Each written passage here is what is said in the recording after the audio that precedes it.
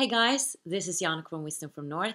I recently interviewed Serena Dyer, and that was very exciting for me because, she's the daughter of Wayne Dyer, the big, spiritual teacher. He's very respected around the world. He has written many, many books, and he's just one of the best. And she has written this book now called Don't Die with Your Music Still in You, together with her father. And it's a beautiful book with so much wisdom. And the interesting thing was that she was thinking that, who am I to write a book when my father has been teaching millions of people all this wisdom? Who am I? But then she realized I have something to say too. And I love that. I love that spirit because I was thinking that I was very curious about what she had to say. How was it like to being raised by spiritual parents? How would that be? How would I have become if my parents were, spiritual like that? My parents have become spiritual now, and they're thinking, in this way. And I had a beautiful upbringing. I'm not saying that. But I'm just thinking that if you were raised in this kind of thinking that you're just so valuable just by being you, it doesn't matter what you do as long as you just, following a destiny. And that's what they've been teaching her, that don't follow the herd, don't follow the crowd, just follow your own heart all the time.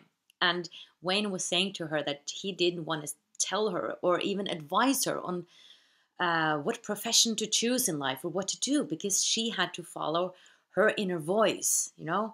And ironically, she said that, that was a problem for me because sometimes she wished she could just get an advice on what to do. But they really trained her to just follow her own voice.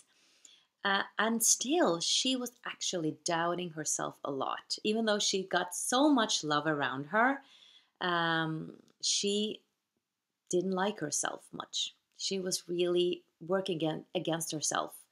And she had to prove to people around her that she was worthwhile. And she said that she only felt valuable in herself when she was saying that she was taking her master degrees, when she was, having something to talk about what she was doing. And the thing was for her that she had no idea what her purpose was in life. She had no idea what to do after she was done with her master degree. And she really felt so shameful about that. And I think, and of course, she found, her path. And which is actually an interesting thing as well, how she found it. And I want to speak a little bit about that before I speak about what I was going to speak about. Because what she did was she started to visualize every evening, every morning, that she would be happy. Like she would picture herself walking down the street, just being happy. And she was in a profession. She didn't, picture what that was. She just pictured that she was happy doing what she was doing. And I think that's a way to go. If you want to manifest, something in your future and you don't exactly know what you want to do or how your, new boyfriend is going to look like or girlfriend, you can just imagining maybe speaking to other people saying, I'm so happy in this relationship or I'm so happy in this job. It couldn't be better. And doing that again and again and getting into that feeling of how happy you are in that relationship or how happy you are in that job. That's what she did.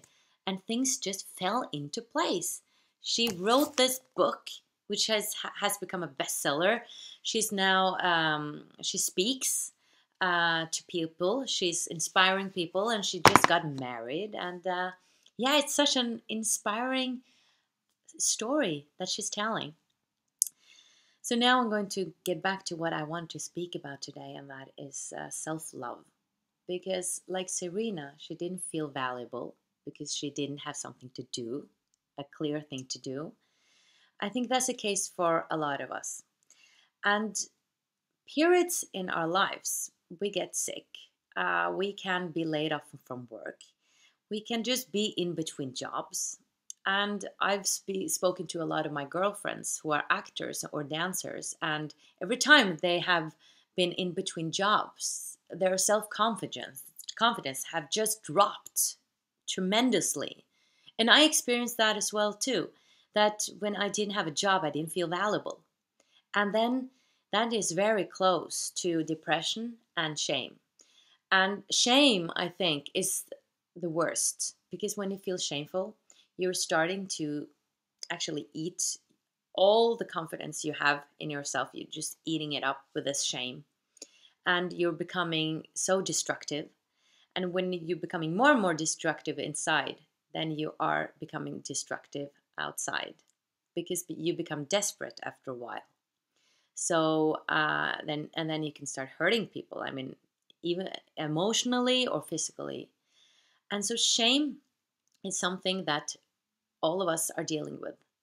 I think either you know it inside of you, or either you are conscious of it or not. And I think that if you are now in between jobs, if you are in that situation when you don't have a job, and if you feel that you're less valuable, take this time to really work on yourself. Go inside and look at all those sides that you're not accepting, and try to start accepting and loving those sides of yourself that are not so flattering to you. And I'm just saying that if you have time really to work on yourself, just do it. And even though if you are in a job, if you are, your life is in a flow, still work on yourself. Still do the self-development path, because why I'm so adamant about this, so eager to talk about this, is because I do think that if you are a human being on this planet, you have issues. Because otherwise you wouldn't be here, right? I mean, then we wouldn't have anything to learn. I mean, I think even Mother Teresa had issues or things to work on. That's why we're here. So my advice is, nevertheless, work on self-love. Work on loving yourself more and more and more each day. Because if we would all love ourselves fully, then my belief is that there wouldn't be any conflicts in the world. There wouldn't be wars. It would be a completely harmonic world. And actually, I interviewed a woman called Anne-Kristine Augestad. She is a Norwegian now author and television star. And she is a clairvoyant. And I think actually I'm going to translate that interview into English so you can hear it, because I loved interviewing her.